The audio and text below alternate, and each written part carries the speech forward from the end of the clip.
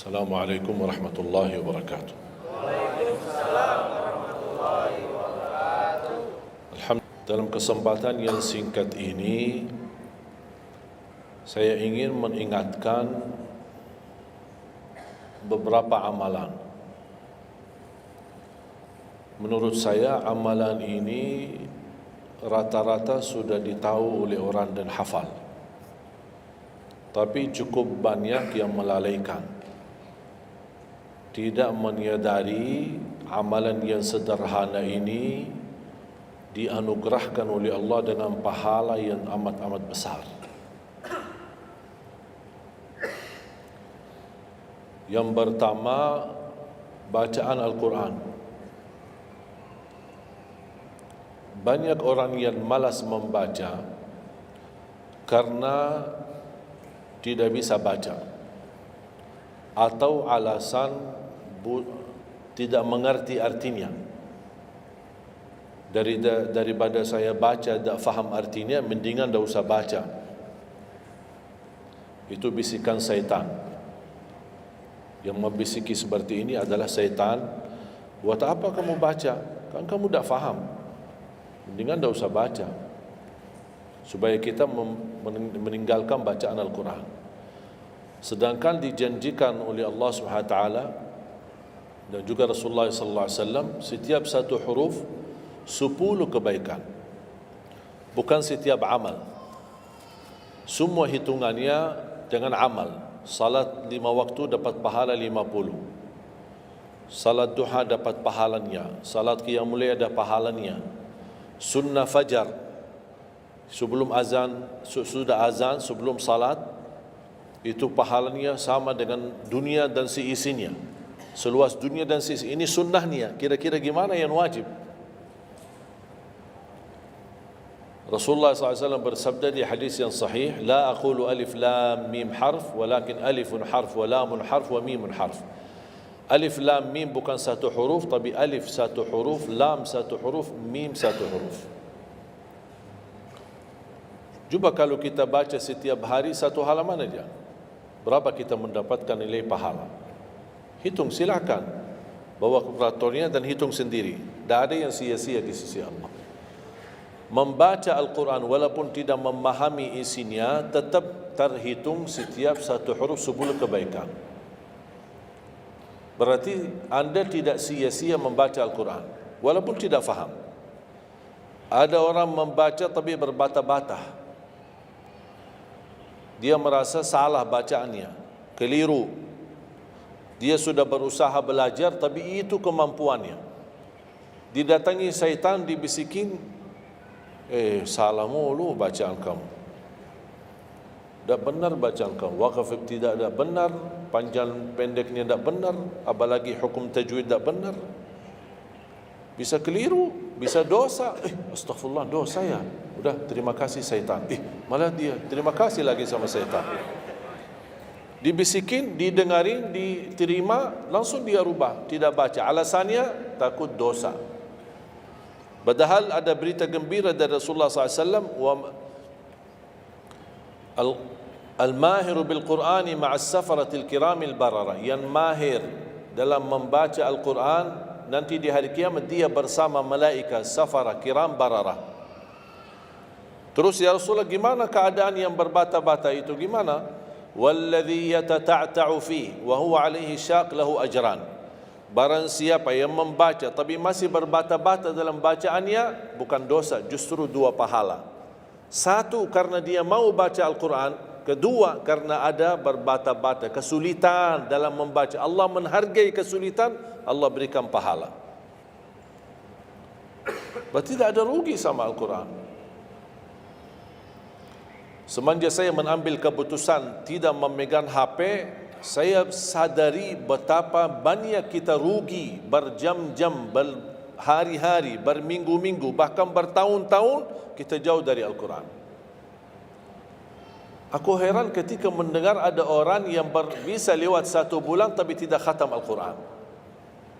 1 bulan, 30 hari, berarti minimal setiap hari 1 juz. Dikali 30 hari 30 juz. Ada orang 1 tahun dah khatam-khatam. Syukur kalau khatam di bulan suci Ramadan.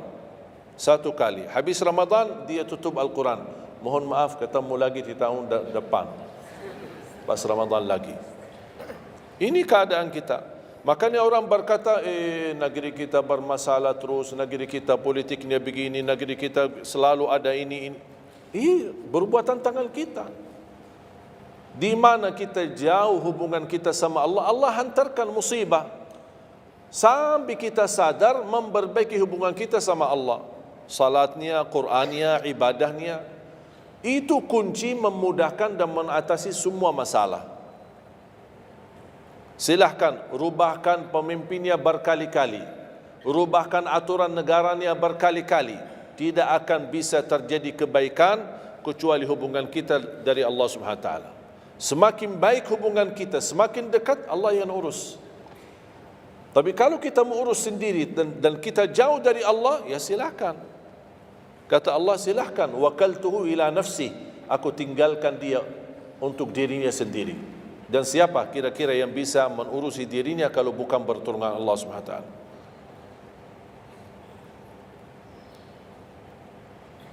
Jangankan bisa khatam Al-Quran dalam 30 hari. Jangan 1 juz dalam 1 hari. 30 hari bisa dikhatam dalam waktu 10 jam. Saya pernah tes, menghitungkan waktu, bawa alarm, membaca dari subuh sampai zuhur. Tiba waktu zuhur, saya stop alarmnya, saya lanjut lagi habis zuhur. Sampai asar, lanjut lagi habis asar, lanjut sampai maghrib. Berapa saya habis khatam 30 juz? Bagi orang yang lancar bacaannya, tidak berbata-bata, bacaannya lancar, hurufnya jelas, tajwidnya bagus, tidak terlalu cepat, standar, sebagaimana bacaan tadi salat Isya, itu namanya standar, hadar, tapi disempurnakan tajwid, tidak boleh cepat dan tidak boleh terlalu lambat. 10 jam mampu khatam 30 juz. Saya punya teman sekolah di Madinah, dia berhasil khatam 30 juz dalam waktu 7 jam 49 menit. Makanya aku heran kalau ada orang berkata satu bulan, mana bisa ya? Tahu enggak apa yang membuat masalah kita kenapa tidak bisa khatam Al-Quran? Karena suka lihat halaman belakang. Begitu buka baru mulai Al-Baqarah, Alif Lam Mim Dzalikal, buka terus halamannya. Sambil baca kita buka 600 sekian, kapan habisnya? Hudan lil muttaqin, sadaqallahul azim. Sudah langsung sadaqah karena sudah merasa berat. Dia menghitung halaman belakang sedangkan dia baru aja mulai 1 ayat. Dia langsung sadaqallahul azim. Syaitan tidak mungkin dan tidak senang melihat kita sering membaca Al-Quran. Kalau orang dulu susah baca Al-Quran wajar, karena susah menemukan Quran. Zaman sahabat cari kulit unta untuk tuliskan ayat yang Allah turunkan. Ada potongan ayat di Sayyidina Utsman, ada potongan ayat di Sayyidina Abu Bakar, ada potongan ayat di sana sini. Coba kumpulkan, susah. Makanya semuanya larinya kepada sahabat yang begitu datangnya wahyu, mereka langsung mendengar dari Rasul, langsung bisa hafal. Seperti Sayyidina Ubay bin Ka'ab radhiyallahu an, Zaid bin Thabit radhiyallahu an, Anas bin Malik radhiyallahu an, Uthman bin Affan. Jadi mereka datangin para penghafal Quran. Dah ada mushaf, dah ada Quran, dah ada HP bisa download Al-Quran 30 juz. Gimana? Tapi mereka tidak pernah tinggalkan Al-Quran. Bahkan ada di antara sahabat yang setiap malam tahajudnya khatam 30 juz dalam satu tahajud. Coba bayangkan, kira-kira alasan kita apa? Quran sudah di mana-mana, dalam segala terjemahan, warna-warni, tajwid, semua ada. Yang bagus, yang besar. Maaf mata saya, ada yang besar, ada segede meja ini, ada. Susah menemukan, alhamdulillah HP bisa sekarang isinya 30 juz, bisa dibawa kemana-mana, tidak usah pusing mencari Al-Quran. Semua kemudahan, semestinya kita mampu mengalahkan sahabat Rasul. Karena kita semua fasilitas ada. Apa yang kita mau bilang sama Allah? Ada seorang Mungkin Bapak Ibu pernah nonton di acara Hafiz Indonesia. Namanya Kaila. Buta. Dia setiap hari, saya tanya, kamu berapa murajaah bacaan Quran setiap hari? 5 sampai 7 juz. Buta. 5 sampai 7 juz. Saya kaget. Tak panyakan. Kan kasihan kamu. Dan kebetulan kamu sudah punya uzur. Kalau tidak baca Al-Quran sama sekali, ana yakin Allah maafkan. Buta, dah bisa. Tahu enggak jawabannya apa? Saya malu sama Allah menjadikan buta saya alasan tidak baca Quran. Ini anak usia 7 tahun. Malu sama Allah menjadikan buta, padahal ini ujian. Butanya dari Allah, bukan dari dirinya. Tapi dia malu menjadikan buta itu alasan tidak baca Quran. Bertanya saya, alasan antum apa? Apa alasan? Sibuk. Belum ada waktu. Ya, saya maklum, belum ada waktu. Memang dunia ini bikin stres. Makanya tidak ada waktu. Saya nasihatkan mulai hari ini, jangan kasih Al-Quran sisa waktumu. Dalam istilah, kalau ada sisa waktu, insya Allah saya baca Quran. Kalau itu niatnya, tidak bakalan. Tapi tolong utamakan Al-Quran dalam sehari-harimu. Minimal mulai harimu baca Quran, tutupi harimu baca Quran. Jangan tunggu sisa waktu.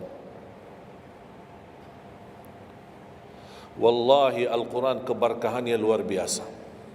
Kesumbuhan, petunjuk, keberkahannya menjaminkan ke surga, selamat siksa neraka, selamat dari siksa kubur. Banyak anugerah. Sayang. Kadang-kadang kalau kita mendengar ada seorang da'i atau seorang ustaz, materi-materi bukunya bagus, isinya bagus, kita kejar. Di mana buku itu jual? Kita cari informasi, di mana buku itu jual? Ini tulisan manusia. Kita kagumi, kita banggakan, kita suka dan kita ikuti, bahkan kita kejar di mana-mana. Al-Quran kalamullah. Masa kalam manusia lebih mulia di hati kita daripada kalamullah? Silahkan boleh kagumi apa penyampaian ustaz, da'i, tapi jangan melebihi apa kata Allah. Jangan kita terharu ketika mendengar seorang berceramah, tapi berkali-kali kita simak ayat suci Al-Quran tidak pernah meneteskan air mata, seperti mendengar surat kabar atau koran. Masalah. Ternyata ucapan manusia lebih menyentuh hati. Padahal kata Allah, kalau Al-Quran diturunkan di atas gunung bisa hancur jadi tanah basir.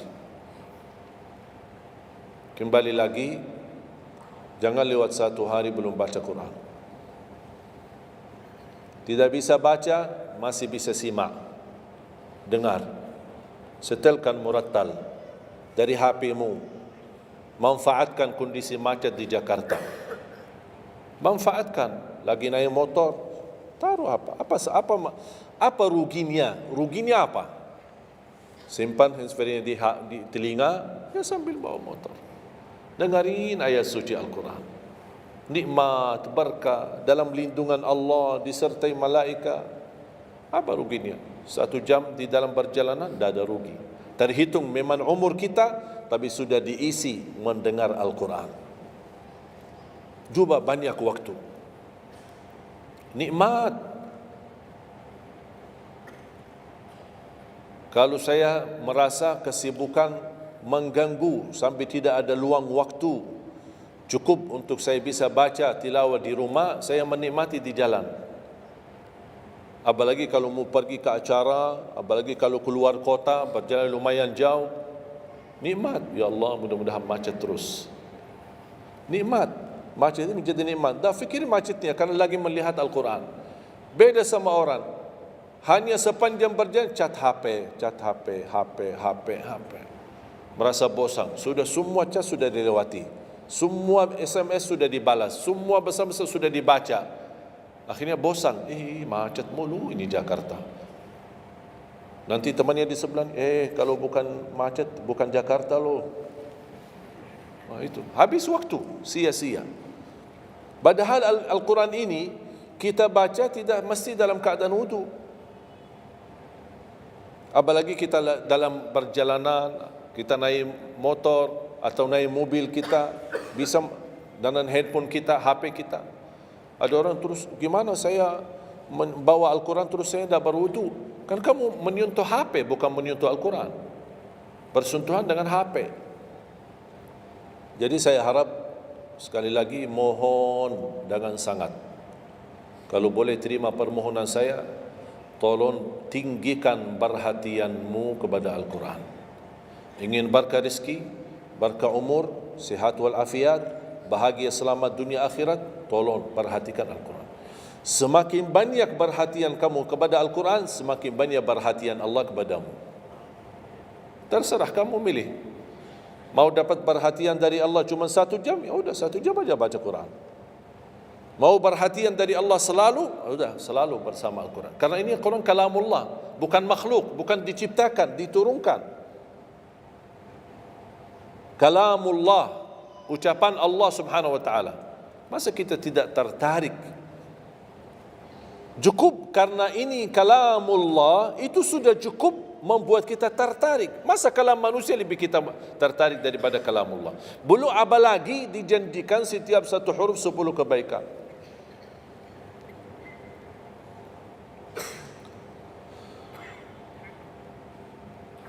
Kira-kira siap? Minimal mulai harimu baca Quran, tutupi harimu baca Quran. Habis bangun, sebelum beraktivitas baca. Baca apa? Bebas. Boleh enggak saya baca sambil khatam tapi saya tidak faham isinya? Boleh. Tetap dapat pahala setiap satu huruf 10 kebaikan. Baca sampai mempelajari isi maknanya, memahami maknanya, lebih besar lagi pahalanya. Membaca, memahami, menhayati lagi, lebih besar lagi pahalanya. Membaca, memahami, menhayati, menamalkan, lebih besar lagi. Kalau tidak bisa meraih semua pahala itu, ya paling minimal pahala bacaan. Kalau saya tidak dapat meraih pahala menhayati, pahala memahami, pahala menamalkan, apalagi saya orang awam tidak begitu mengerti apa yang semestinya saya amalkan, la yukallifullahu nafsan illa wus'aha. Amalkan sesuai kemampuan.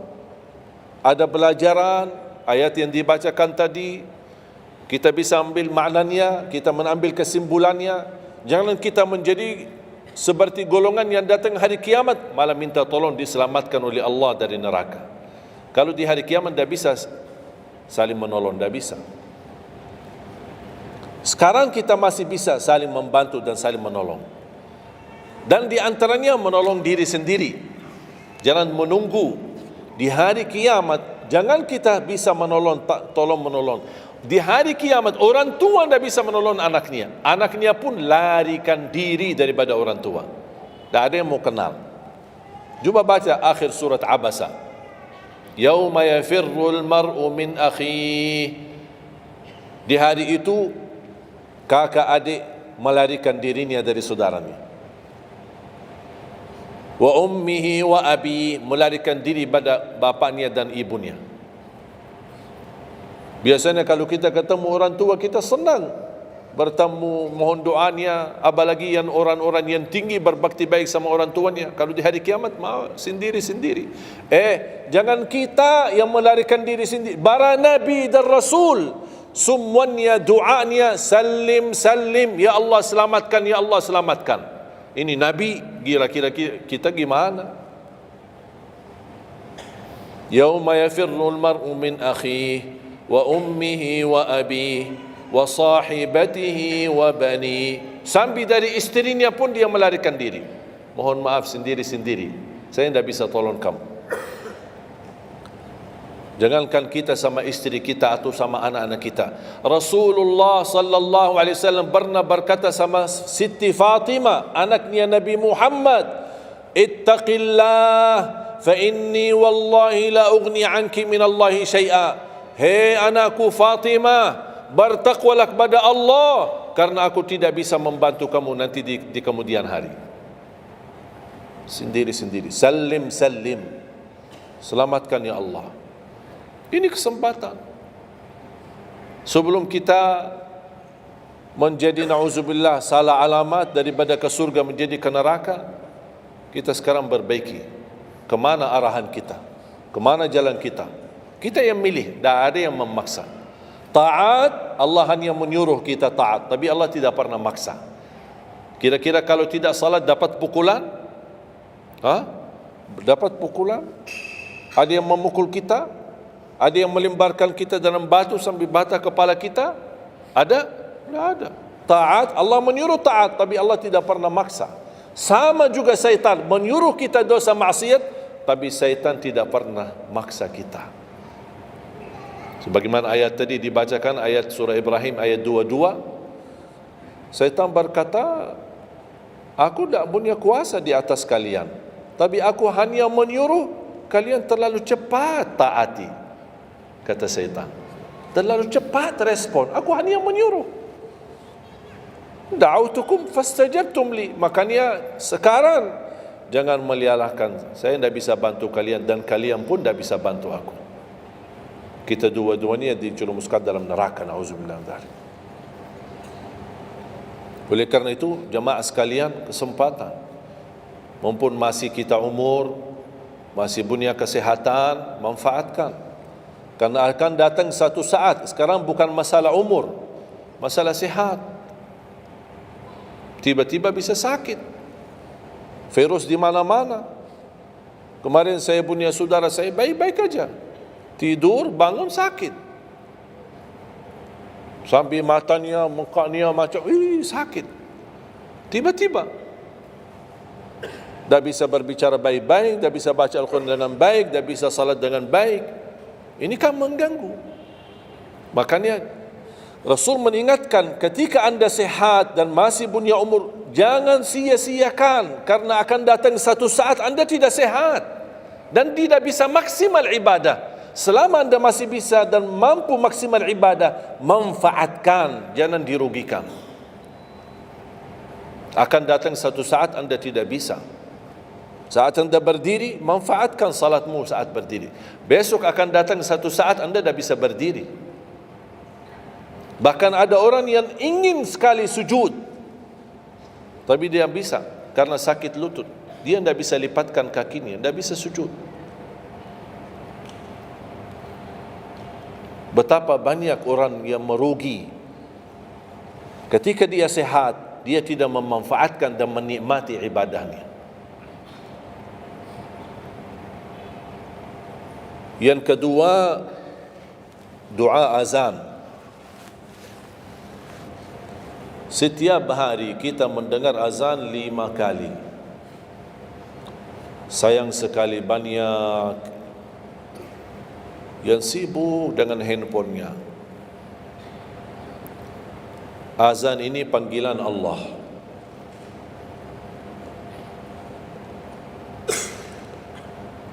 Barang siapa, kata Rasulullah SAW, mengikuti perkataan muazzin, artinya muazzin mengucapkan Allahu Akbar, Allahu Akbar, kita ucap Allahu Akbar, Allahu Akbar, asyhadu an la ilaha illallah, asyhadu an la ilaha illallah, asyhadu anna Muhammadar Rasulullah, asyhadu anna Muhammadar Rasulullah. Habis wa asyhadu anna Muhammadar Rasulullah, kita berkata wa ana ashhadu an la ilaha illallah wahdahu la syarikalah wa anna Muhammadan abduhu wa rasuluh, raditu billahi rabba wa bi Muhammadin nabiyya wa bil islami dina, sebagaimana diriwayatkan Imam Muslim.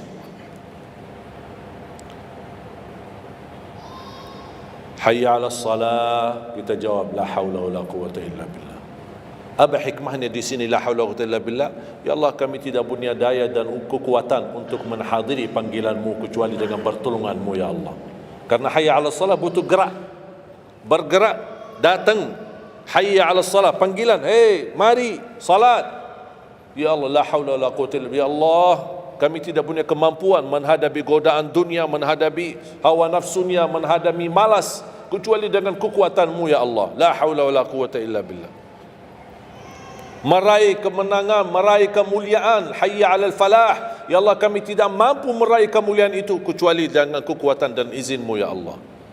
Allahu Akbar, Allahu Akbar, kita ucapkan Allahu Akbar, Allahu Akbar. La ilaha illallah, kita ucapkan la ilaha illallah. Habis itu apa? Apa kata Rasulullah SAW di hadis yang diriwayatkan Imam Bukhari? Thumma salla alayya, selepas itu dia bersalawat kepada Nabi Muhammad. Allahumma salli ala Muhammadin wa ala ali Muhammad. Bagi Sayyiduna boleh, tidak bagi Sayyiduna boleh. Selepas itu doa, Allahumma rabb hadhihi ad-da'wati at-tammah was-salati al-qa'imah ati Muhammadan al-wasilata wal-fadilah wab'athhu maqaman mahmudan alladhi wa'adta. Ini ucapan yang saya sampaikan di Sahih Bukhari.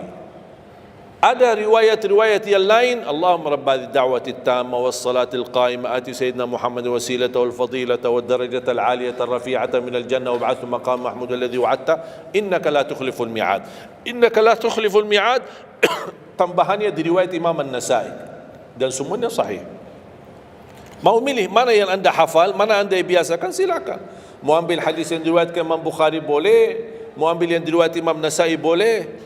Asal jangan sampai begitu dengar azan tidak mengikuti muazzin dan sia-siakan doa itu. Padahal doa sederhana. Siapa yang tidak hafal?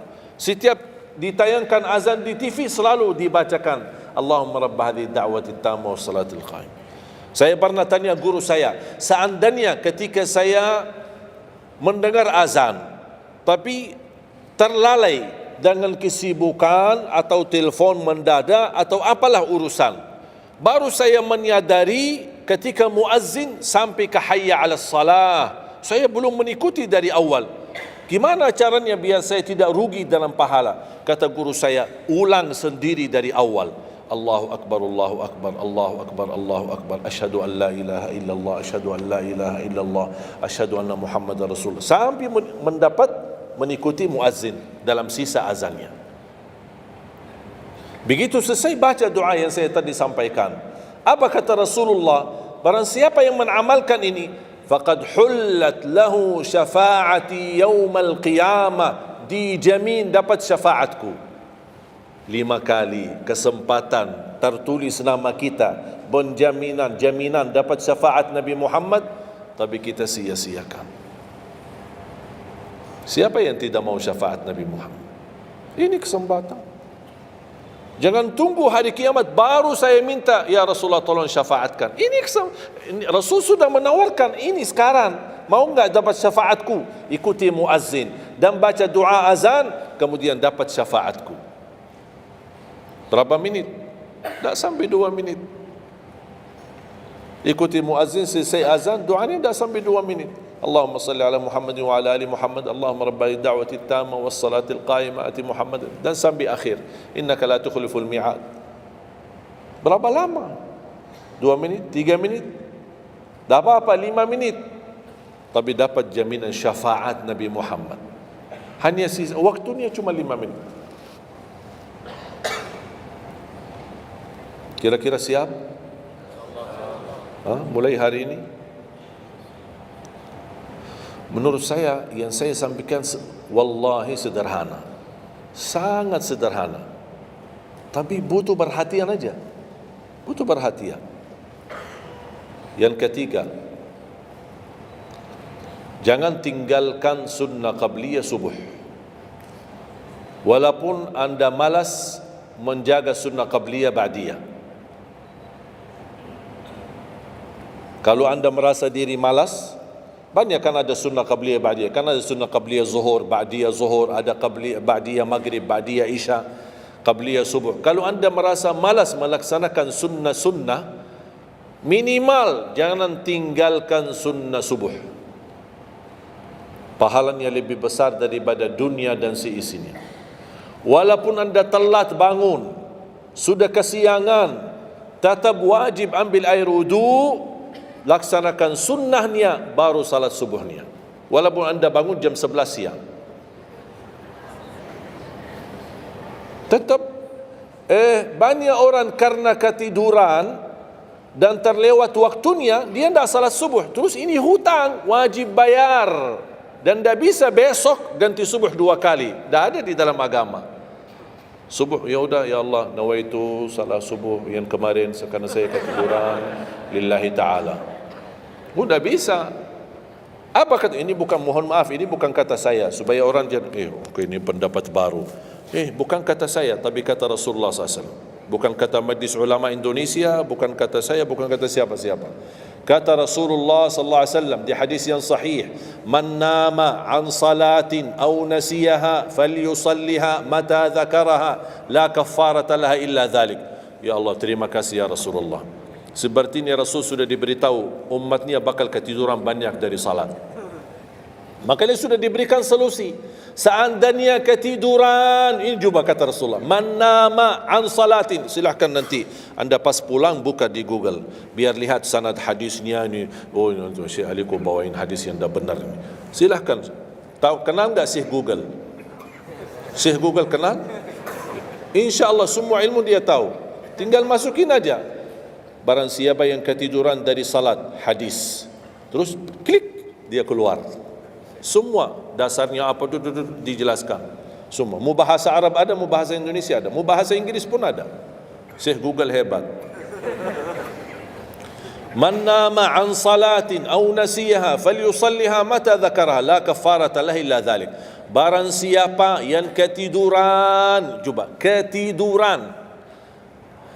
Tidur menurut ulama dianggap uzur. Pernah istri saya ketika saya keluar kota, dia hubungi dan dia bangun kesiangan, kira-kira jam 8. Dia telefon dengan nangis. Kenapa nangis? Sakit? Enggak, ketiduran tadi subuh. Ya udah, ambil air wudu, salat subuh. Rasulullah aja pernah ketiduran dari salat subuh. Yang tidak boleh, jangan terlalu sering. Kalau sekali-kali karena sakit, terlalu lelah, capek, Allah maklumlah, kita manusia lemah. Tapi jangan setiap hari ketiduran. Ya Allah, maaf ketiduran ya. Kira-kira di jam kantor, kalau setiap hari kita telat, alasannya, ya maaf bos, ketiduran. Besok lagi alasan yang sama, maaf ketiduran. Besok lagi alasan yang sama. Kira-kira gimana? Dipecat enggak? Dipecat. Malu kita, sama manusia aja tak berani kita dengan alasan yang sama, kita selalu itu aja. Masa sama Allah kita berani? Sekali-kali boleh uzur, capek, sakit, sekali-kali, tapi jangan terlalu sering. Ketika kita bangun jam berapapun wajib laksanakan, karena kata Rasulullah tidak ada kafara yang lain. Tidak ada kata ganti dengan uang atau ganti dengan sedekah atau ganti dengan, tidak bisa. Tunaikan. Falyusalliha, kata Rasulullah, falyusalliha, segerakan salat itu jam berapapun, walaupun kesiangan.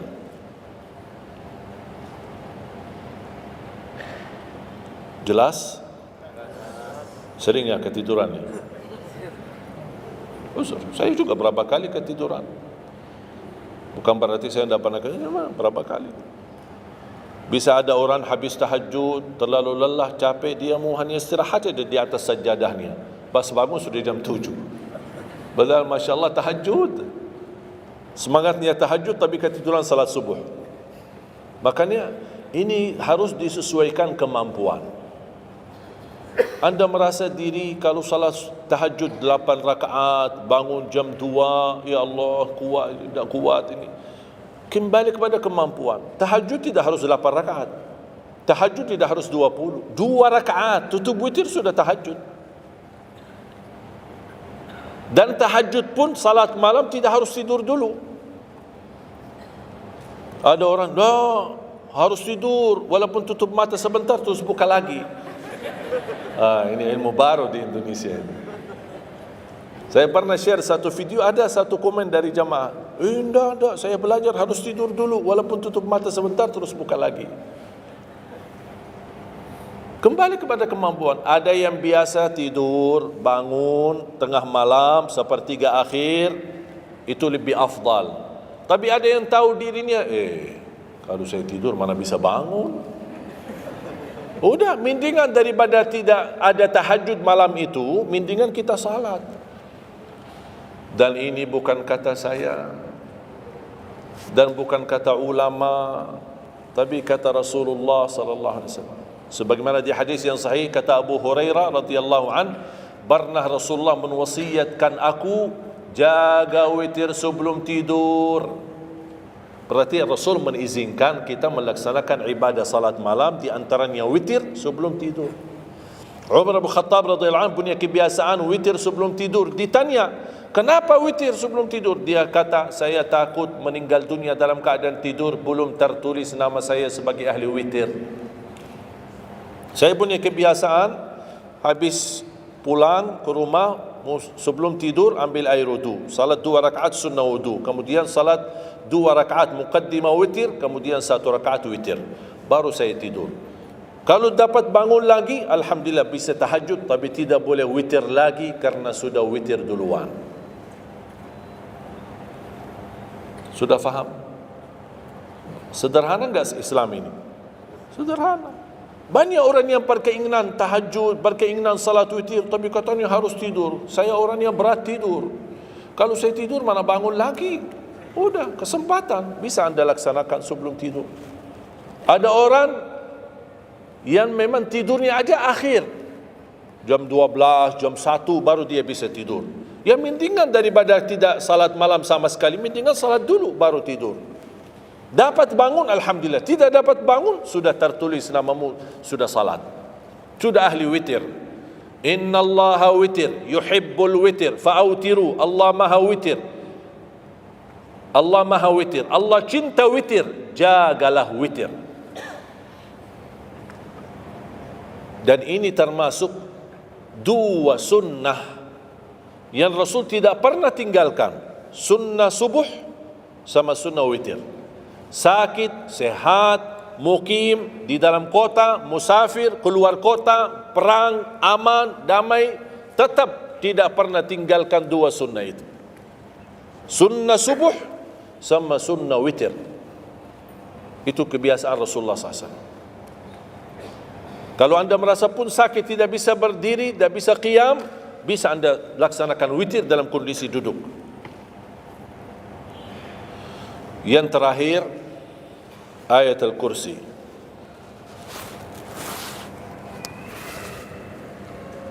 Jangan tinggalkan ayat Al-Kursi lepas salat.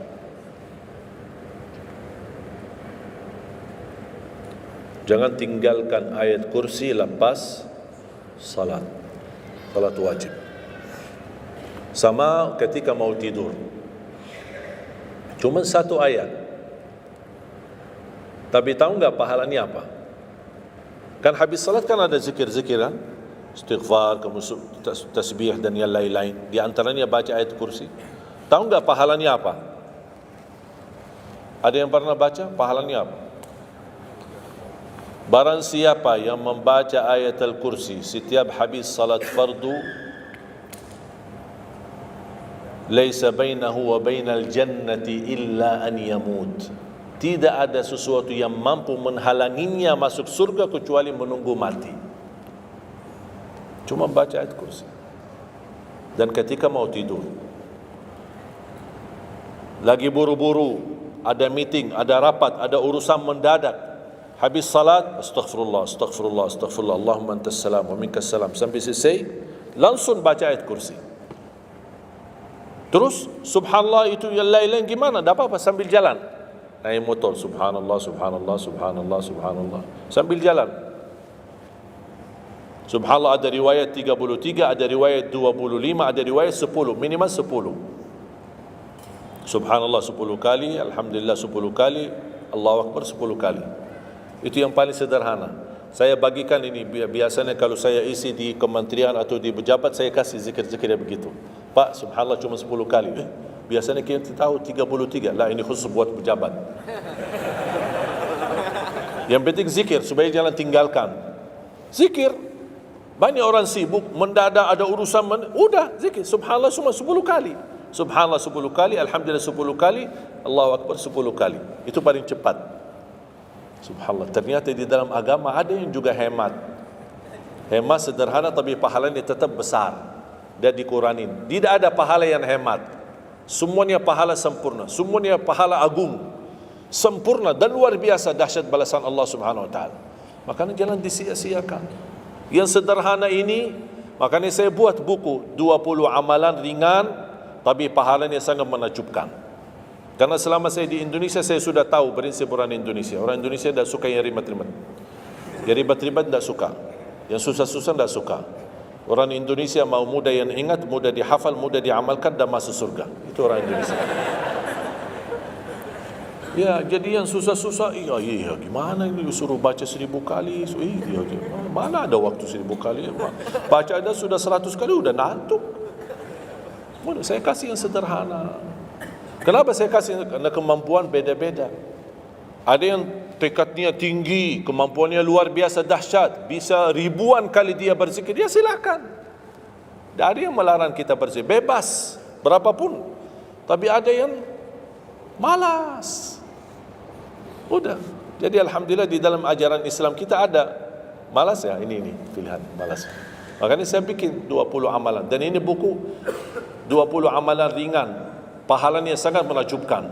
Pahalanya sangat besar walaupun amalannya ringan, mudah, sederhana. Dan buku ini hanya laku di Indonesia, tidak laku di Arab. Karena cocok dengan budaya Indonesia, saya sudah hafal budaya ini. Sama dengan bacaan. Mohon maaf tadi kepanjangan insya. Pas begitu saya ingat merindukan kota Madinah, suasana Madinah. Pas di rakaat yang kedua saya, ya Allah ini saya di Indonesia ini. Makanya saya tidak jadi panjang rakaat kedua, biar lebih cepat. Karena memang budaya ini tidak bisa panjang-panjang, lama-lama tidak bisa. Kalau kulhu bisa dibagi dua, terima kasih. Kita lihat tarawih kan salah satu contoh tarawih. Walaupun 23 rakaat jumlahnya banyak, tapi ayatnya pendek. Al-hakum qulhu, al-asr qulhu, al-humazah qulhu. Itu ya kan? Ini budaya. Kita kan hormati budaya, harus belajar. Walaupun ada sekarang ada beberapa masjid yang panjang, ya kembali kepada kemampuan, tapi tidak boleh saling menyalahkan. Ada orang yang suka, enggak saya mau yang qulhu qul. Ya udah sana. Masih qulhu di sana, masjid kita beda. Yang penting kita bisa jaga salat. Dan yang terpenting dalam salat ini adalah yang terjaga kekhusyuan. Bukan masalah jumlahnya, bukan masalah kepanjangannya, tapi kekhusyuan. Tumaknina, karena tumaknina rukun dalam ibadah salat. Sama seperti rukun qiyam, rukun baca al-fatihah. Tumaknina. Apa itu tumaknina? Ketenangan dalam salat. Bacaannya tenang, gerakannya tenang. Bukan kejar-kejaran. Imamnya baru baca Al-Fatihah, sudah amin, imam makmum belum selesaikan ini, terus dikejar imam. Imam Allahu Akbar, sami Allahu hamd, Allahu Akbar, Allahu Akbar, Allahu Akbar. Imam makmum jadi kasihan. Kejar, dia tidak bisa baca. Makmum, wallahi makmum tidak bisa baca apa-apa. Hanya fokusnya bisa kejar imam. Yang penting jangan sampai tertinggal imam. Yang saya fikirkan kasihan yang tua-tua, bapak-bapak. Gimana yang bapak-bapak? Kalau yang muda-muda masih bisa kejar imam, terus yang bapak-bapak gimana? Setiap gerakannya batuk 10 kali. Rukuk batuk lagi, sujud batuk lagi. Karena pelan-pelan gerakannya. Saya pernah ada satu kejadian ketika masuk salah satu kampung, kita lewati, saya mampir. Samping saya ada bapak, lumayan tua, gerakannya juga pelan-pelan. Yang saya kasihan, Imam Allahu Akbar. Saya suka pas ketika takbir. Allah. Bismillahirrahmanirrahim. Alhamdulillahirabbil alamin. Astagfirullahaladzim, saya kaget. Barusan enak takbirnya enak kok, bacaannya kenapa enggak? Ini pelan-pelan aja. Santai aja, santai. Walaupun baca satu ayat dua enggak, bukan masalah berapa banyak bacaannya. Yang penting kekhusyuan, tumakninah, karena rukun tumakninah. Allahu Akbar, sami Allahu hamdah. Saya lihat bapak ini yang sebelah saya. Saya masih bisa kejar imam. Bapak ini enggak kejar-kejar. Imam sudah rukuk, bapa belum rukuk. Begitu imam sami Allahu hamidah, bapa nak jadi rukuk, dia ikut sami Allahu hamidah. Astaghfirullahalazim. Bas sujud, kita sudah sujud 2 kali, bapa kan pelan-pelan sambil batuk. Terus dia turun sujud. Pas dalam kondisi sujud, kita sudah berdiri, bapa kan baru dia turun, dia berdiri lagi. Astaghfirullahalazim. Pas di rakaat yang kedua, saya megang tangannya, Pak, kita pulang aja deh. Biar bapak salat di rumah. Kasihan bapak tidak bisa salat, tidak bisa rukun, tidak bisa sujud, tidak bisa apa-apa. Makanya tumakninah bukan wajib, bukan sunnah, tapi rukun dalam salat, dan tidak sah walaupun salat sunnah. Tidak sah salatnya seorang kalau dia tidak membawa tumakninah. Tidak sah. Disyiarkan, di-sharekan, diviralkan, dia bilang ada 23 rakaat 7 minit. Menurut saya tidak usah panjang lebar dibahas. Tidak sah, sudah selesai. Karena meninggalkan, sama dengan orang salat tapi tidak baca Al-Fatihah. Kira-kira sah tidak? Tidak sah. Gimana kira-kira bacaan Al-Fatihah? Oleh kerana itu jemaah sekalian, mari kita sama-sama. Apalagi tidak lama lagi kita menyambut bulan suci Ramadan. Saya harap kita mencintai budaya kita, mencintai negeri kita, tapi harus hal yang perlu diluruskan, harus diluruskan. Apalagi yang terkait ibadah salat, tarawih. Tidak masalah masjid 11 rakaat, ada masjid 23 rakaat, jangan ribut. Tidak masalah. Yang mau 11 silahkan, yang mau 23 silahkan. Yang penting kita bisa melaksanakan salat dengan baik. Apalagi alhamdulillah sudah sekarang muncul banyak para imam-imam, pemuda-pemuda yang bacaannya merdu, yang bacaannya indah. Kita bisa menikmati suasana bulan suci Ramadan. Bacaannya tidak mesti panjang-panjang. Walaupun rata-rata di Indonesia jarang kita menemukan masjid yang khatam. Dulu saya ingat waktu saya masih di Lombok, kita ingat salat tarawih khatam 30 juz, dan salat tahajud di 10 malam terakhir khatam lagi 30 juz. 2 kali kita khatam dalam 1 bulan Ramadan. Tapi ini karena permintaan dari lingkungan dan jamaah. Kalau tidak ada permintaan susah. Apalagi orang baru datang. Saya sering memperhatikan orang baru datang kayaknya salah masuk masjid. Pas begitu melihat imamnya kepanjangan, ini masjid apaan ini, mundur ke belakang. Padahal saya pas ketika lihat ada makmum mundur, saya baru masuk. Bapak mau kemana? Mau ambil wudu lagi. Pas habis salat saya tarik kanan kiri, tidak ada. Ternyata ambil wudu di rumahnya. Jadi karena tidak semua bisa, makanya tidak boleh kita saling menyalahkan, tapi kita harus saling mengingatkan. Saling mengingatkan. Mari kita sama-sama menjaga ibadah yang benar. Mari kita sama-sama menjaga ibadah yang khusyuk, ibadah yang tumakninah. Mudah-mudahan amalan-amalan yang saya sampaikan tadi, mudah-mudahan bisa diingat, bisa dihafal dan mudah diamalkan. Masih ingat kan? Atau perlu saya ulang? Amalan pertama, Quran. Minimal mulai harimu baca Quran, tutupi harimu baca Quran. Yang kedua, ikuti muazzin. Sama juga disertai doa azan, karena jaminan dapat syafaat Nabi Muhammad SAW. Yang ketiga, jangan tinggalkan qabliyah subuh sesudah azan. Walaupun anda bangun telat, melaksanakan salat subuhnya tetap didahulukan dengan salat sunnahnya. Terus yang keempat, witir. Jangan lewat satu malam belum witir. Walaupun anda bisa laksanakan witir habis salat sunnah ba'diyah isya, atau sebelum tidur anda di rumah bisa laksanakan witirnya.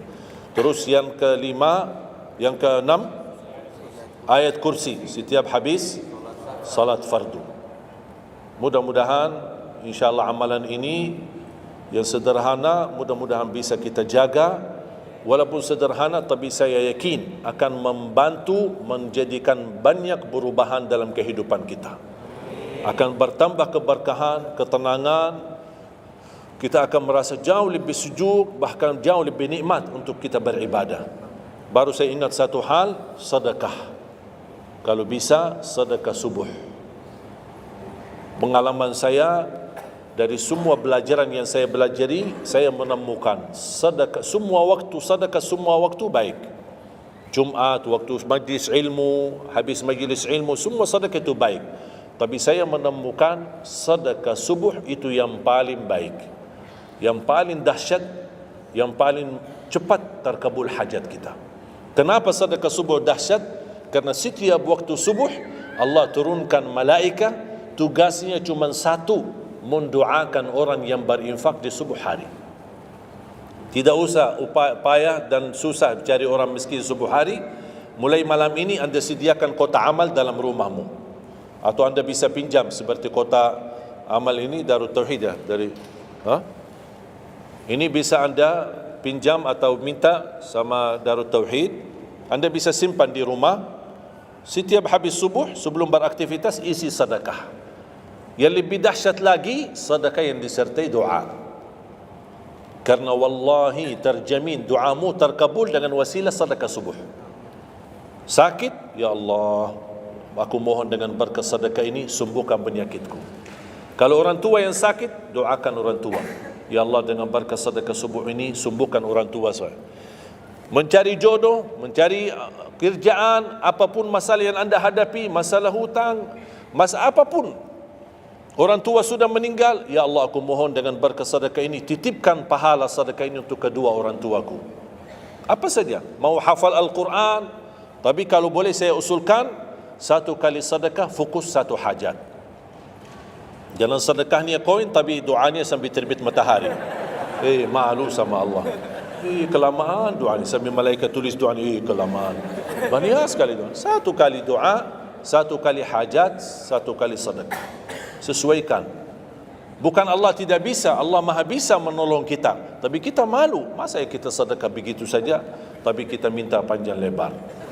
Ya, tolong disesuaikan. Tapi rutin, wallahi dahsyat. Antum insyaAllah akan merasakan sedekah subuh, subhanallah. Setiap jamaah yang saya sampaikan, termasuk ada keluarga yang sudah lama menikah, tidak punya keturunan, saya memberikan amalan ini.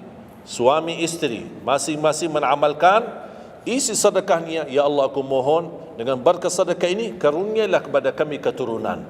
17 tahun mereka tidak punya keturunan. Alhamdulillah 6 bulan kemudian saya dapat berita gembira dari mereka, kabar baik, alhamdulillah istrinya positif hamil. Sedekah subuh luar biasa dahsyatnya. Sedikit tapi rutin. Sampai insya-Allah kita dipanggil oleh Allah, mudah-mudahan dalam keadaan husnul khatimah. اللهم اغفر لنا ولوالدينا ولجميع المسلمين والمسلمات والمؤمنين والمؤمنات الأحياء منهم والأموات. Allahumma ya Allah, jadikan pertemuan ini membawa berkah bagi kami. Jadikan sisa umur kami lebih baik daripada yang sudah lalu. Jadikan segala perjuangan kami, sedekah kami, infak kami, amalan salih kami menjadi pahala besar di sisi-Mu ya Allah. Menjadikan membawa syafaat bagi kami di hadapan-Mu hari kiamat. Akhiri hayat kami dengan husnul khatimah. Ampuni dosa kami, ampuni kedua orang tua kami. Ya Allah, aku mohon untuk semua jemaah yang hadir, selepas majlis ini masing-masing pulang sudah diampuni segala dosanya, disucikan hatinya, dibersihkan jiwanya, diselamatkan setiap langkah-langkahnya. Jadikan kami semua penghafal Al-Quran, berakhlak-akhlakul Quran, menjadi ahlul Quran, pencinta Al-Quran, dan di hari kiamat mendapatkan syafaatnya Al-Quran. Birahmatika ya arhamar rahimin. Rabbana atina fid dunya hasanah wa fil akhirati hasanah wa qina adzaban nar. Wa sallallahu ala sayyidina nabiyina Muhammad wa ala alihi wa sahbihi baraka wasallam. Walhamdulillahi rabbil alamin. Akhirul kalam, subhanakallahumma bihamdika asyhadu an la ilaha illa anta astaghfiruka wa atubu ilaik. Wassalamualaikum warahmatullahi wabarakatuh.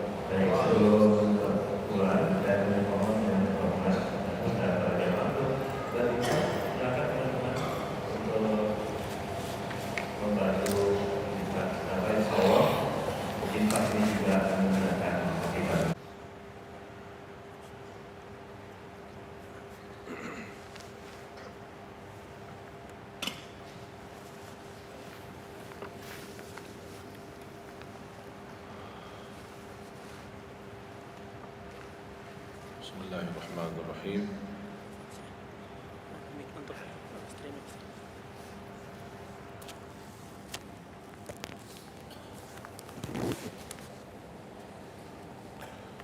Assalamualaikum warahmatullahi wabarakatuh. Waalaikumsalam warahmatullahi wabarakatuh. Alhamdulillahi rabbil alamin. Asyhadu an la ilaha illallah wahdahu la syarika lah.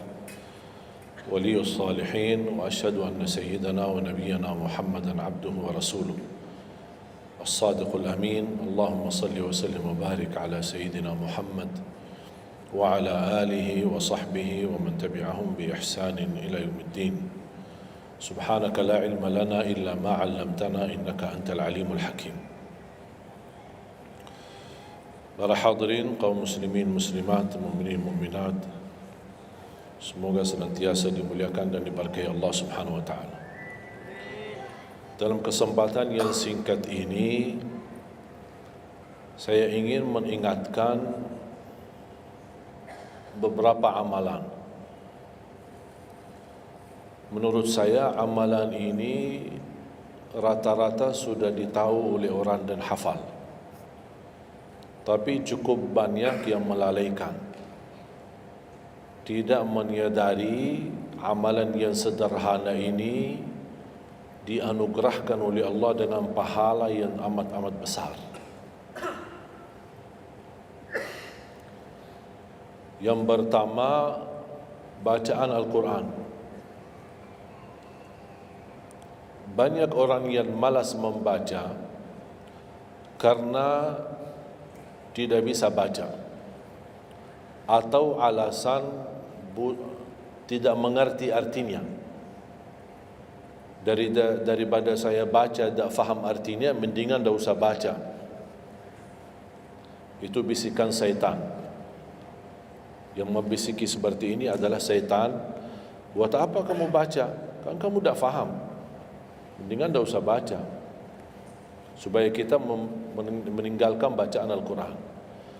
Sedangkan dijanjikan oleh Allah SWT dan juga Rasulullah SAW, setiap satu huruf 10 kebaikan. Bukan setiap amal. Semua hitungannya dengan amal. Salat 5 waktu dapat pahala 50. Salat duha dapat pahalanya. Salat qiyamul lail ada pahalanya. Sunnah fajar sebelum azan, sudah azan sebelum salat, itu pahalanya sama dengan dunia dan seisinya. Seluas dunia dan seisinya. Ini sunnahnya. Kira-kira gimana yang wajib?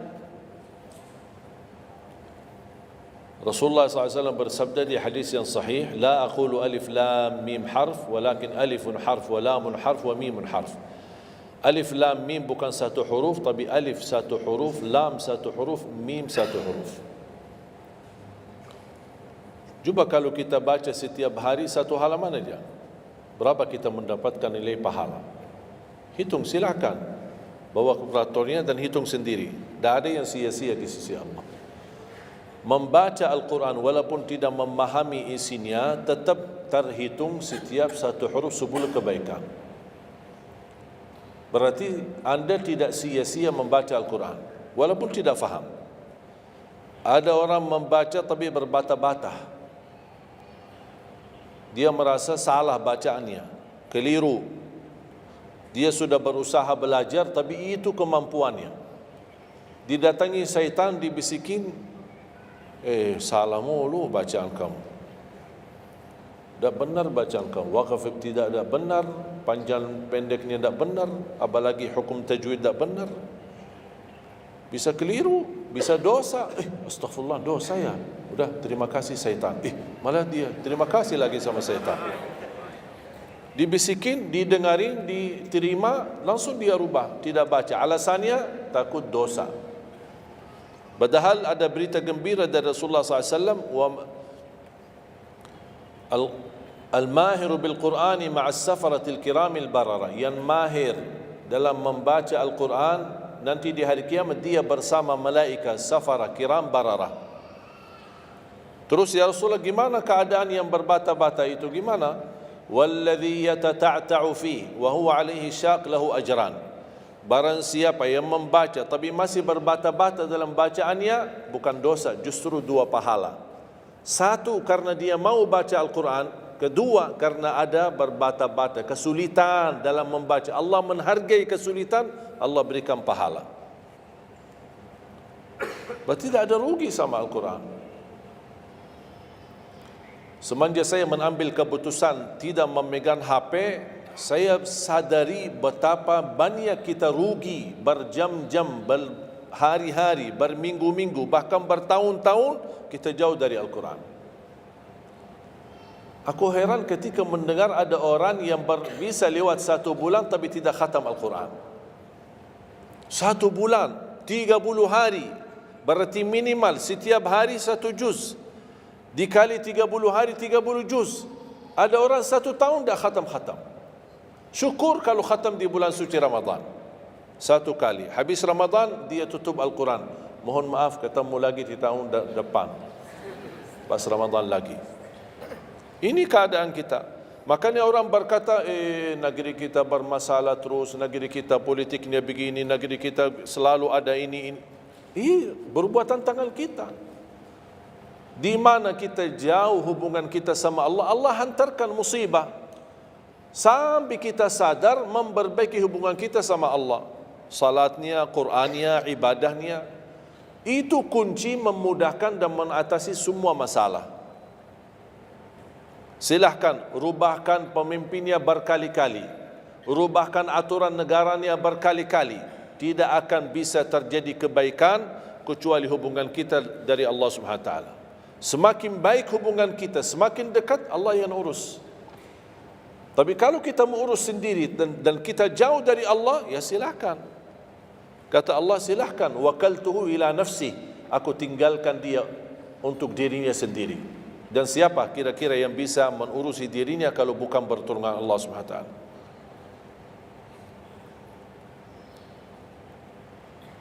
Jangankan bisa khatam Al-Quran dalam 30 hari, jangan 1 juz dalam 1 hari, 30 hari bisa dikhatam dalam waktu 10 jam. Saya pernah tes, menghitungkan waktu, bawa alarm, membaca dari subuh sampai zuhur. Tiba waktu zuhur, saya stop alarmnya, saya lanjut lagi habis zuhur. Sampai asar, lanjut lagi habis asar, lanjut sampai maghrib. Berapa saya habis khatam 30 juz? Bagi orang yang lancar bacaannya, tidak berbata-bata, bacaannya lancar, hurufnya jelas, tajwidnya bagus, tidak terlalu cepat, standar, sebagaimana bacaan tadi salat Isya, itu namanya standar, hadar, tapi disempurnakan tajwid, tidak boleh cepat dan tidak boleh terlalu lambat. 10 jam mampu khatam 30 juz.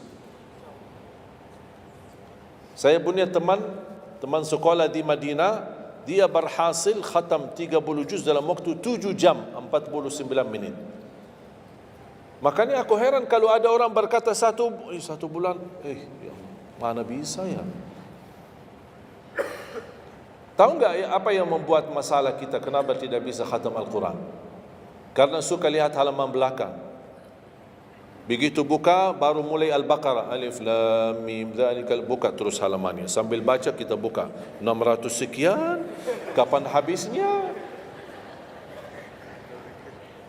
Hudan lil muttaqin, sadaqallahul azim. Sudah langsung sadaqah karena sudah merasa berat. Dia menghitung halaman belakang sedangkan dia baru aja mulai 1 ayat. Dia langsung sadaqallahul azim. Syaitan tidak mungkin dan tidak senang melihat kita sering membaca Al-Quran. Kalau orang dulu susah baca Al-Quran wajar, karena susah menemukan Quran. Zaman sahabat cari kulit unta untuk tuliskan ayat yang Allah turunkan. Ada potongan ayat di Sayyidina Utsman, ada potongan ayat di Sayyidina Abu Bakar, ada potongan ayat di sana sini. Coba kumpulkan, susah. Makanya semuanya larinya kepada sahabat yang begitu datangnya wahyu, mereka langsung mendengar dari Rasul, langsung bisa hafal. Seperti Sayyidina Ubay bin Ka'ab radhiyallahu an, Zaid bin Thabit radhiyallahu an, Anas bin Malik radhiyallahu an, Uthman bin Affan. Jadi mereka datangin para penghafal Quran. Tidak ada mushaf, tidak ada Quran.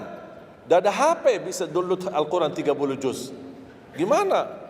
Tapi mereka tidak pernah tinggalkan Al-Quran. Bahkan ada di antara sahabat yang setiap malam tahajudnya khatam 30 juz dalam satu tahajud. Cuba bayangkan, kira-kira alasan kita apa? Quran sudah di mana-mana, dalam segala terjemahan, warna-warni, tajwid, semua ada. Yang bagus, yang besar. Maaf, mata saya ada yang besar, ada segede meja ini, ada. Susah menemukan, alhamdulillah HP bisa sekarang isinya 30 juz, bisa dibawa kemana-mana, tak usah pusing mencari Al-Quran. Semua kemudahan, semestinya kita mampu mengalahkan sahabat Rasul. Karena kita semua fasilitas ada. Apa yang kita mau bilang sama Allah? Ada seorang, mungkin Bapak Ibu pernah nonton di acara Hafiz Indonesia, namanya Kaila, buta. Dia setiap hari, saya tanya, kamu berapa murajaah bacaan Quran setiap hari? 5 sampai 7 juz. Buta, 5 sampai 7 juz. Saya kaget, tak panyakan. Kan kasihan kamu. Dan kebetulan kamu sudah punya uzur. Kamu dah baca Al-Quran sama sekali, ana yakin Allah maafkan. Buta, dah bisa. Tahu enggak jawabannya apa? Saya malu sama Allah menjadikan buta saya alasan tidak baca Quran. Ini anak usia 7 tahun. Malu sama Allah menjadikan buta, padahal ini ujian. Butanya dari Allah, bukan dari dirinya. Tapi dia malu menjadikan buta itu alasan tidak baca Quran. Pertanyaan saya, alasan antum apa? Apa alasan? Sibuk. Belum ada waktu. Ya, saya maklum, belum ada waktu. Memang dunia ini bikin stres. Makanya tidak ada waktu. Saya nasihatkan mulai hari ini, jangan kasih Al-Quran sisa waktumu. Dalam istilah, kalau ada sisa waktu, insya Allah saya baca Quran. Kalau itu niatnya, dah bakalan. Tapi tolong utamakan Al-Quran dalam sehari-harimu. Minimal mulai harimu baca Quran, tutupi harimu baca Quran. Jangan tunggu sisa waktu. Wallahi Al-Quran keberkahannya luar biasa. Kesumbuhan, petunjuk, keberkahannya menjaminkan ke surga, selamat siksa neraka, selamat dari siksa kubur. Banyak anugerah. Sayang. Kadang-kadang kalau kita mendengar ada seorang da'i atau seorang ustaz, materi-materi bukunya bagus, isinya bagus, kita kejar. Di mana buku itu jual? Kita cari informasi, di mana buku itu jual? Ini tulisan manusia. Kita kagumi, kita banggakan, kita suka dan kita ikuti, bahkan kita kejar di mana-mana. Al-Quran kalamullah. Masa kalam manusia lebih mulia di hati kita daripada kalamullah? Silahkan boleh kagumi apa penyampaian ustaz, da'i, tapi jangan melebihi apa kata Allah. Jangan kita terharu ketika mendengar seorang berceramah, tapi berkali-kali kita simak ayat suci Al-Quran tidak pernah meneteskan air mata, seperti mendengar surat kabar atau koran. Masalah. Ternyata ucapan manusia lebih menyentuh hati. Padahal kata Allah, kalau Al-Quran diturunkan di atas gunung bisa hancur jadi tanah basir. Kembali lagi, jangan lewat satu hari belum baca Quran. Tidak bisa baca, masih bisa simak, dengar. Setelkan murattal dari HP-mu. Manfaatkan kondisi macet di Jakarta. Manfaatkan, lagi naik motor, Taruh apa ruginya? Ruginya apa? Simpan handsfree di telinga, ya sambil bawa motor. Dengarin ayat suci Al-Quran. Nikmat, berkah, dalam lindungan Allah, disertai malaikat. Apa ruginya? 1 jam di dalam perjalanan, tidak ada rugi. Terhitung memang umur kita, tapi sudah diisi mendengar Al-Quran. Juga banyak waktu. Nikmat. Kalau saya merasa kesibukan mengganggu sampai tidak ada luang waktu cukup untuk saya bisa baca tilawah di rumah, saya menikmati di jalan. Apalagi kalau mau pergi ke acara, apalagi kalau keluar kota, berjalan lumayan jauh, nikmat. Ya Allah, mudah-mudahan macet terus. Nikmat. Macet ini menjadi nikmat. Dah fikir macetnya karena lagi melihat Al-Quran. Beda sama orang, hanya sepanjang berjalan cat HP, HP. Merasa bosan. Sudah semua cat sudah dilewati, semua SMS sudah dibalas, semua pesan-pesan sudah dibaca. Akhirnya bosan. Macet mulu ini Jakarta. Nanti temannya di sebelah, kalau bukan macet, bukan Jakarta loh. Itu habis waktu, sia-sia. Padahal Al-Quran ini kita baca tidak mesti dalam keadaan wudu. Apalagi kita dalam perjalanan, kita naik motor atau naik mobil, kita bisa dengan handphone kita, HP kita. Ada orang terus, gimana saya membawa Al-Quran terus saya tidak berwudu? Kan kamu menyentuh HP, bukan menyentuh Al-Quran. Bersentuhan dengan HP. Jadi saya harap, sekali lagi mohon dengan sangat, kalau boleh terima permohonan saya, tolong tinggikan perhatianmu kepada Al-Quran. Ingin berkah rezeki, berkah umur, sihat wal afiat, bahagia selamat dunia akhirat, tolong perhatikan Al-Quran. Semakin banyak perhatian kamu kepada Al-Quran, semakin banyak perhatian Allah kepadamu. Terserah kamu milih. Mau dapat perhatian dari Allah cuma 1 jam, ya udah 1 jam aja baca Quran. Mau perhatian dari Allah selalu, sudah selalu bersama Al-Quran. Karena ini Al-Quran kalamullah, bukan makhluk, bukan diciptakan, diturunkan. Kalamullah, ucapan Allah Subhanahu wa taala. Masa kita tidak tertarik? Cukup karena ini kalamullah, itu sudah cukup membuat kita tertarik. Masa kalam manusia lebih kita tertarik daripada kalamullah? Belum apalagi dijanjikan setiap satu huruf 10 kebaikan.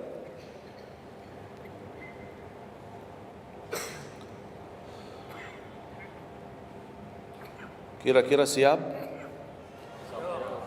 Minimal mulai harimu baca Quran, tutupi harimu baca Quran. Habis bangun, sebelum beraktivitas baca. Baca apa? Bebas.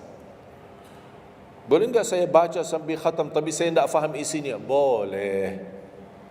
Tetap dapat pahala setiap satu huruf 10 kebaikan. Baca sampai mempelajari isi maknanya, memahami maknanya, lebih besar lagi pahalanya. Membaca, memahami, menhayati lagi, lebih besar lagi pahalanya. Membaca, memahami, menhayati, menamalkan, lebih besar lagi.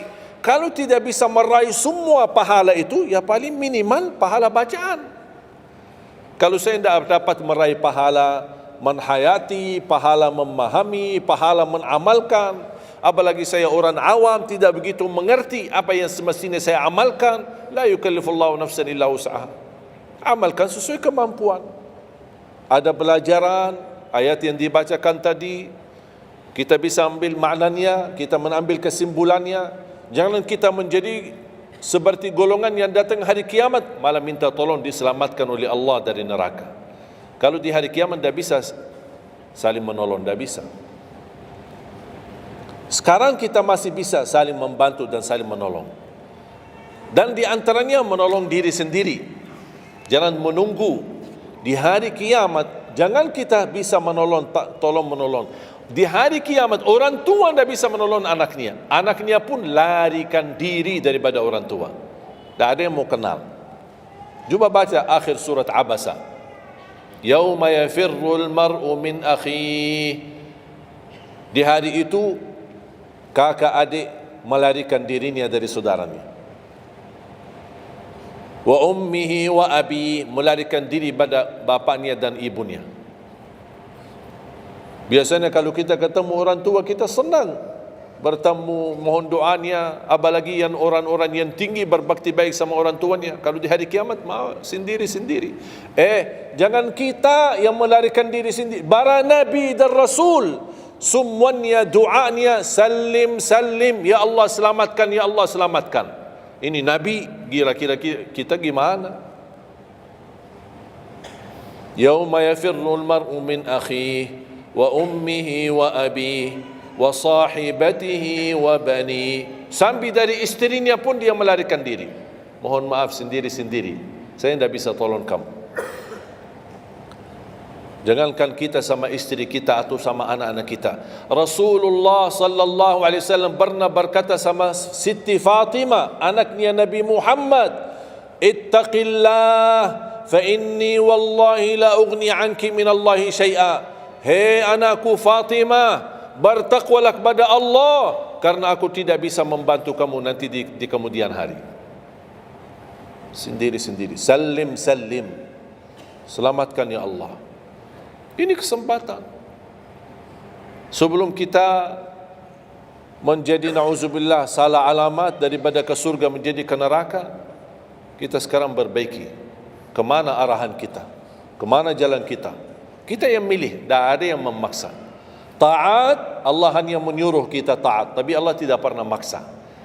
Kira-kira kalau tidak salat dapat pukulan? Dapat pukulan? Ada yang memukul kita? Ada yang melemparkan kita dalam batu sampai bata kepala kita? Ada? Tidak ada. Taat, Allah menyuruh taat, tapi Allah tidak pernah maksa. Sama juga syaitan, menyuruh kita dosa maksiat, tapi syaitan tidak pernah maksa kita. Sebagaimana ayat tadi dibacakan, ayat surah Ibrahim ayat 22, syaitan berkata, aku tidak punya kuasa di atas kalian, tapi aku hanya menyuruh kalian terlalu cepat taati. Kata syaitan, terlalu cepat respon, aku hanya menyuruh. Da'autukum fastajabtum li. Makanya sekarang jangan melialahkan, saya tidak bisa bantu kalian dan kalian pun tidak bisa bantu aku. Kita dua-duanya dijerumuskan dalam neraka, na'udzubillah min dzalik. Oleh karena itu, jemaah sekalian, kesempatan, mumpun masih kita umur, masih punya kesehatan, manfaatkan. Karena akan datang satu saat, sekarang bukan masalah umur, masalah sehat. Tiba-tiba bisa sakit, virus di mana-mana.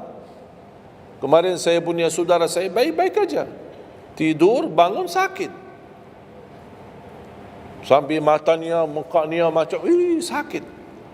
Tiba-tiba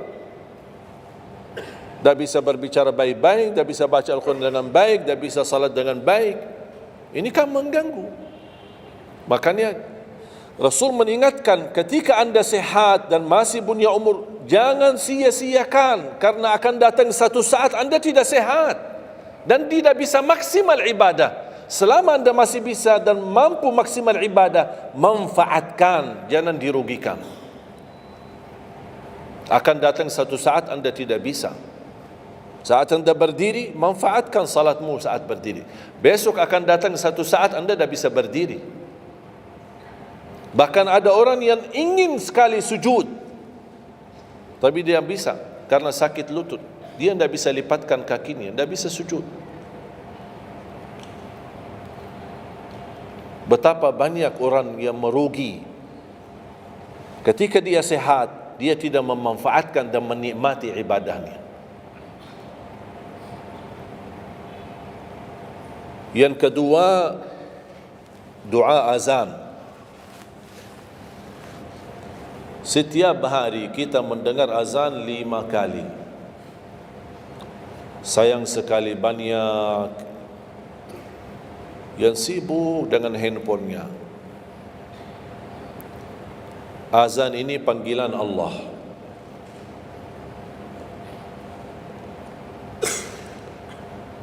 Barang siapa, kata Rasulullah SAW, mengikuti perkataan muazzin. Artinya muazzin mengucapkan Allahu Akbar, Allahu Akbar. Kita ucap Allahu Akbar, Allahu Akbar. Asyhadu an la ilaha illallah, asyhadu an la ilaha illallah. Asyhadu anna Muhammadar Rasulullah, asyhadu anna Muhammadar Rasulullah. Habis wa asyhadu anna Muhammadar Rasulullah, kita berkata wa ana asyhadu an la ilaha illallah wahdahu la syarikalah wa anna Muhammadan abduhu wa rasuluh. Raditu billahi rabba wa bi Muhammadin nabiyya wa bil islami dina. Sebagaimana diriwayatkan Imam Muslim.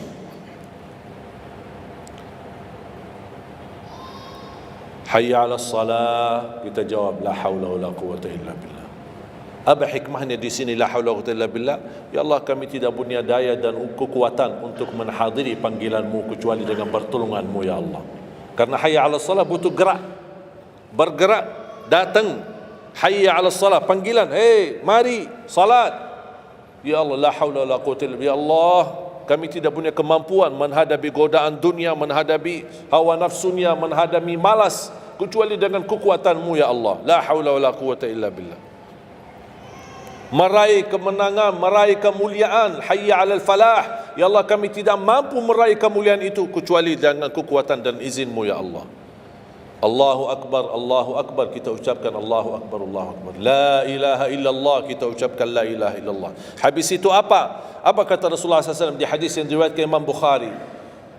Thumma salla alayya, selepas itu dia bersalawat kepada Nabi Muhammad. Allahumma salli ala Muhammadin wa ala ali Muhammad. Bagi Sayyiduna boleh, tidak bagi Sayyiduna boleh.